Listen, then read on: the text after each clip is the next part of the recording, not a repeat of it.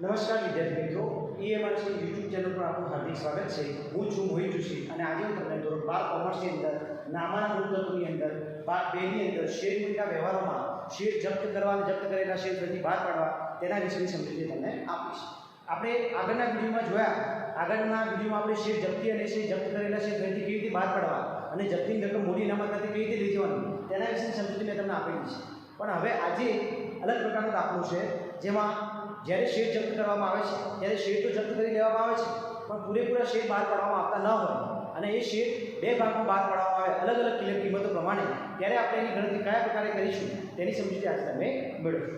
તો વિદ્યાર્થી મિત્રો, આજે આપણે ઉદાહરણ નંબર 10માં ઈ વિભાગ છે એનો દાખલો આપણે ગણવાનો છે। તો પહેલાં હું રકમ ધ્યાનપૂર્વક વાંચી જોઉં, જે આપ ધ્યાનથી સાંભળશો।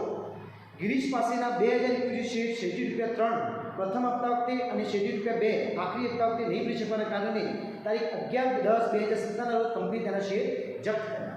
એટલે કે ગિરીશે 2000 ઇક્વિટી શેર 3 રૂપિયા પ્રથમ હપ્તાના અને શેડ્યુલ 2 રૂપિયા આખરી હપ્તાના નહોતા ભર્યા, માટે કંપની તેના શેર શું કરે છે? જપ્ત કરે છે। એટલે કયા હપ્તાના શેર પૈસા ભર્યા નથી? પ્રથમ હપ્તાના અને આખરી હપ્તાના। કંપની આ શેર શેડ્યુલ રૂપિયા 10 રૂપિયાની મૂળ કિંમતે બહાર પડ્યા હતા। તો એક શેરની મૂળ કિંમત કેટલા રૂપિયાથી? 10 રૂપિયાથી। ત્યારબાદ શું કીધું છે આગળ? આ પોઈન્ટ તમારે નવું શીખવાનું છે। તો જપ્ત થયેલ શેર પૈકી 1200 ઇક્વિટી શેર તારીખ 4/11/2017 રોજ નિમ્ન શેડ્યુલ રૂપિયા 8 લેખે કંપનીને આપ્યા હતા। એટલે કે ટોટલ શેર કેટલા આપણે જપ્ત કર્યા છે? 2000 શેર જપ્ત કર્યા છે। એ 2000 શેરમાંથી આપણે કેટલા વેચવા માટે બહાર પાડ્યા છે? અત્યારે 1200 ઇક્વિટી શેર તારીખ 4/11/2017 રોજ કેટલા રૂપિયા બહાર પાડે છે? 8 રૂપિયાના ભાવથી બહાર પાડે છે। ત્યારબાદ બાકીના શેર તારીખ 22/11/2017 રોજ હર્ષને શેડ્યુલ રૂપિયા 7 લેખે કંપનીએ આપ્યા હતા। એટલે કે 1200 શેર, ટોટલ શેર કેટલા હતા? 2000 શેરમાંથી 1200 ઇક્વિટી શેર પ્રથમ વખત ડીલને વેચવા માટે 8 રૂપિયાના ભાવથી બહાર પાડે છે। ત્યારબાદ બાકીના વધ્યા કેટલા? તો 2000માંથી 1200 આપણે માઇનસ કરીશું તો બચશે 800 શેર। બાકીના 800 શેર આપણે કેટલા રૂપિયા બહાર પાડીએ છીએ? 7 રૂપિયાના ભાવથી બહાર પાડીએ છીએ। તો વિદ્યાર્થી મિત્રો, હવે આપણે જે આમનો જો લખતા હતા આગળના વિડીયોમાં એ પ્રમાણે જે આમનો લખવાની છે, ડિફરન્ટ એટલો છે કે જે બે અલગ અલગ ભાવની કિંમતો દ્વારા જે શેર બહાર પાડવામાં આવે છે તેની આમનો થોડી અલગ આવશે, બરોબર? તો હવે આપણે દાખલાની શરૂઆત કરીએ। તો સૌપ્રથમ આપણે શેર જપ્ત કરવાની આમનો લખીશું કે શેર આપણે જપ્તી કેવી રીતે કરીએ છીએ, જે પ્રમાણે આગળના વિડીયોમાં જાય તે જ પ્રમાણે એની આમનો લખવાની છે। તો કયા આપણે જપ્ત કરવાના છે? પ્રથમ હપ્તો અને આખરી હપ્તો। પ્રથમ અને આખરી હપ્તાના પૈસા નથી ભર્યા, માટે કંપની એના શેર શું કરે છે? જપ્ત કરે છે। તો વિદ્યાર્થી મિત્રો, પ્રથમ આમનો આપણે શેર જપ્ત કરવાની લખીશું। અહીં મેં ઘણા રૂલ લીધા છે આમનો દાન। તો પ્રથમ આમનો અહીં લખીશું આપણે શેર જપ્તીની આમનો લખીશું। તો પ્રથમ આમનો લખીશું જ્યારે શેર જપ્ત કરવામાં આવે ત્યારે ઇક્વિટી શેર મૂડી ખાતે શું થશે? ઉધાર થશે। તો અહીં લખીશ ઇક્વિટી શેર મૂડી ખાતે ઉધાર। ઇક્વિટી શેર મૂડી ખાતે ઉધાર તે ઇક્વિટી શેર જપ્તી ખાતે જમા તે કયા હપ્તાના પૈસા નથી ભર્યા? તો પ્રથમ હપ્તાના અને આખરી હપ્તાના। તો આપણે પ્રથમ હપ્તાની નોંધ કરીએ તો તે ઇક્વિટી શેર પ્રથમ હપ્તા ખાતે જમા અને તે ઇક્વિટી શેર આખરી હપ્તા ખાતે જમા। પ્રથમ હપ્તો અને આખરી હપ્તાના પૈસા નથી ભર્યા, માટે કંપનીના 2000 શેર કેટલા શું કરે છે? જપ્ત કરે છે। હવે આપણે રકમ લખીશું તો શેર મૂડી, ઇક્વિટી શેર મૂડી ખાતે મેં તમને આગળના વિડીયોમાં પણ બતાવ્યું અને કહેલું છે કે ઇક્વિટી શેર મૂડી ખાતે હંમેશા કઈ કિંમત લખાશે? મૂળ કિંમત લખાય। તો મૂળ કિંમત એક શેરની કેટલા રૂપિયા આપેલી છે? 10 રૂપિયા। તો આપણી પાસે શેર કેટલા છે? કેટલા શેર જપ્ત કરવાના છે? 2000 શેર। તો 2000 ગુણ્યા 10 કરીશું આપણે।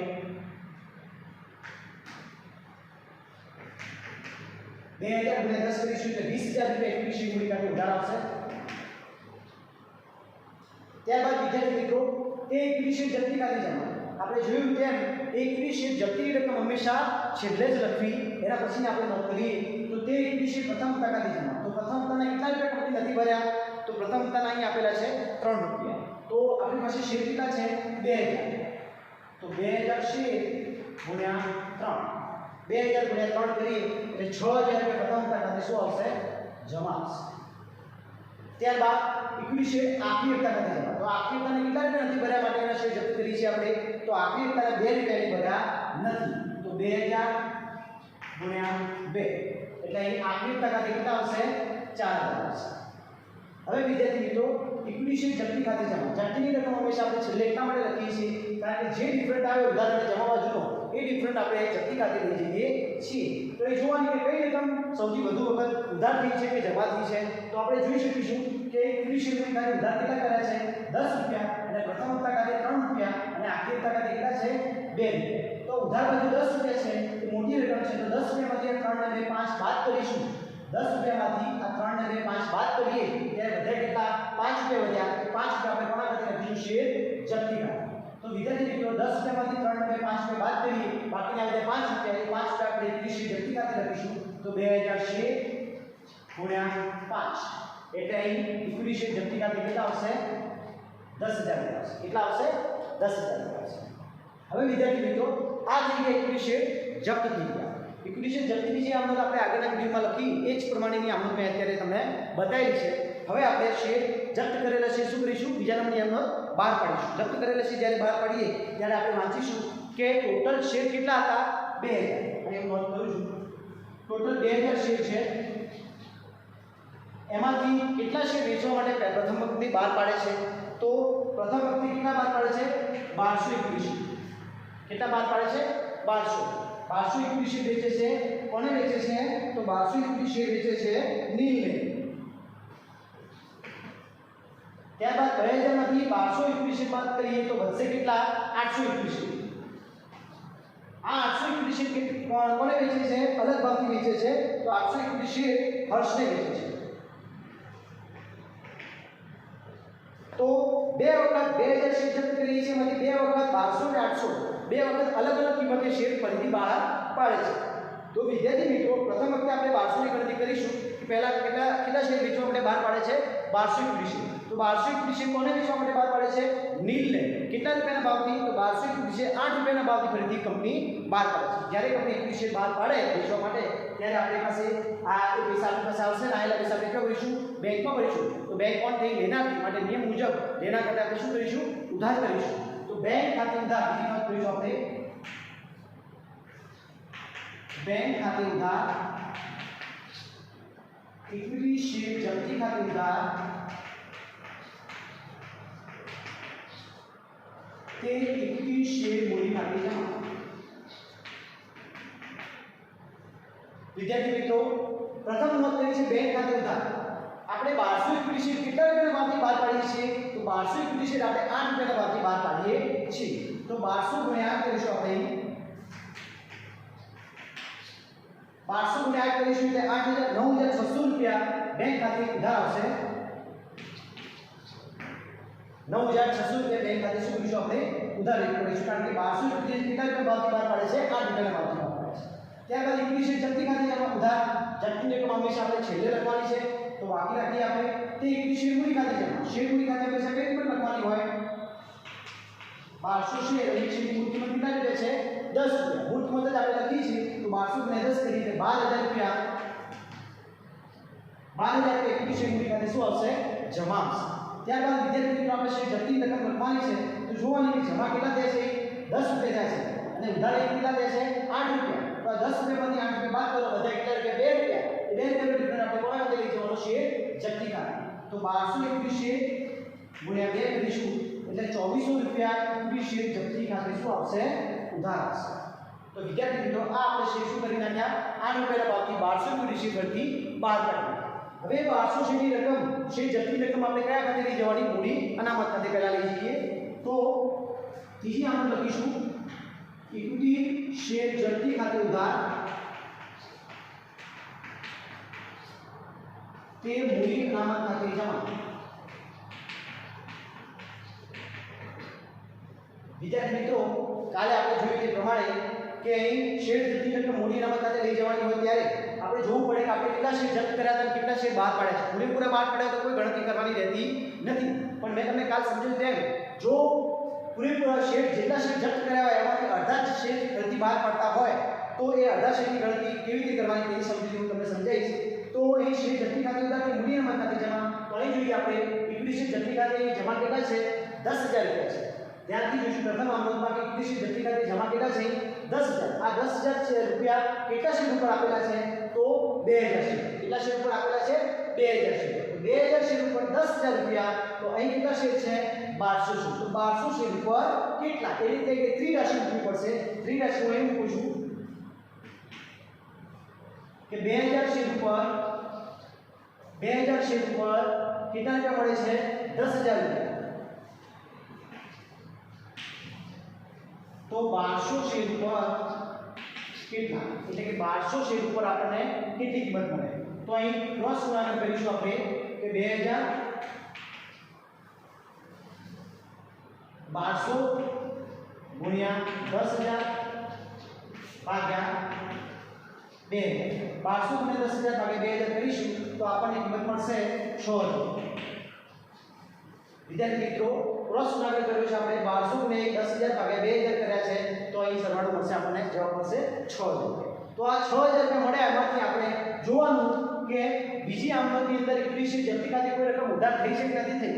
તો આપણે જોઈ શકીએ છીએ કે ઇક્વિટી જપ્તી ખાતે ઉધાર કરેલા છે, કેટલા રૂપિયા કરેલા છે 2400 રૂપિયા. તો અહીં આપણે જે 6000 રૂપિયા આવ્યા છે એ 6000 માંથી 2400 રૂપિયા શું કરવા પડશે, માઈનસ કરવા પડશે. તો વિદ્યાર્થી મિત્રો 6000 માંથી 2400 રૂપિયા બાદ કરું તો કેટલા વધશે 3600 રૂપિયા. તો આ 3600 રૂપિયા જે વધ્યા એ 3600 રૂપિયા તમારે કયા ખાતે લઈ જવાના, શેર જપ્તીની રકમ મૂડી અનામત ખાતે લઈ જવાના. તો 3600 ઉધાર અને 3600 જમા.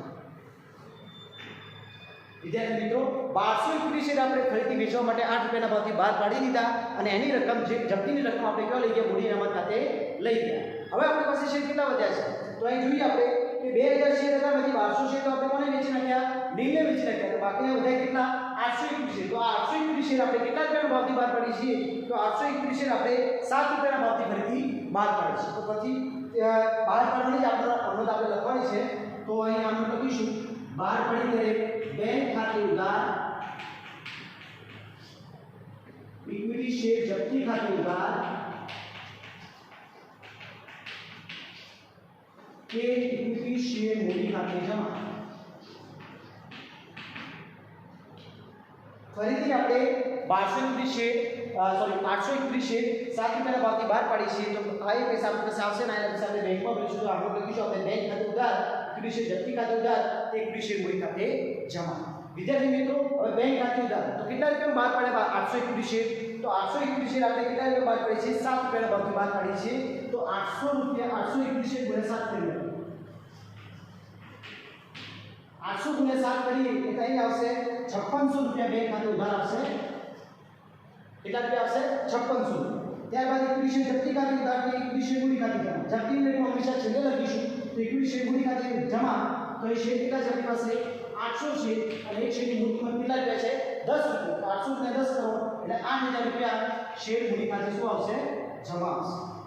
ત્યારબાદ ડિફરન્સ જોઈશું આપણે કે 10 રૂપિયા જમા થયા છે અને ઉધાર કેટલા થયા છે 7 રૂપિયા. 10 માંથી 7 બાદ કરો, વધારે 3 રૂપિયા વધ્યા. એ 3 રૂપિયા તમારે કોના ખાતે લખવાના, શેર જપ્તી ખાતે. તો 800 શેર ગુણ્યા 3 કરીએ એટલે 2400 રૂપિયા શેર જપ્તી ખાતે ઉધાર આવશે. વિદ્યાર્થી મિત્રો આપણે શેર બહાર પાડી દીધા, 800 ઇક્વિટી શેર 7 રૂપિયાના ભાવથી આપણે બહાર પાડી દીધા. હવે છેલ્લે આપણે લખું છું જે આપ ધ્યાનથી જોયો, ઇક્વિટી શેર જપ્તી की अमाउंट, इक्विटी शेयर जप्ती खाते उधार के मूडी अनामत खाते जमा. વિદ્યાર્થી મિત્રો આપણે આની અંદર ગણતરી આ પ્રમાણે આપણે કરવાની છે. જેમ આમાં આ રીતે કરી છે, એમ આમાં પણ ગણતરી આ રીતે કરીશું આપણે. તો વિદ્યાર્થી મિત્રો અહીં આપણે જપ્તીની રકમ લખીશું. તો પ્રથમ આપણે નોંધ કરીએ કે અહીં જોઈએ પ્રથમ આમદોદમાં શેર જપ્તી ખાતે જમા કેટલા બતાવ્યા છે 10000 રૂપિયા. તો કેટલા શેર પર બતાવ્યા છે 2000 શેર. તો અહીં પણ એ રીતે ત્રિરાશિ મૂકીશું કે 2000 શેર પર 10000 રૂપિયા થાય તો અહીં કેટલા શેર આપણે બહાર પાડ્યા 800 શેર. તો 800 શેર ઉપર કેટલા, તો અહીં ત્રિરાશિ મૂકીશું કે 2000 શેર પર 10000 રૂપિયા થાય તો 800 શેર ઉપર કેટલા. વિદ્યાર્થી મિત્રો હું એ ગણતરી કરું છું, ક્રોસ ગુણાકાર આપણે કરીશું. 800 ગુણ્યા 10000 ભાગ્યા 2000. તો વિદ્યાર્થી મિત્રો અહીં આવશે 4000 રૂપિયા.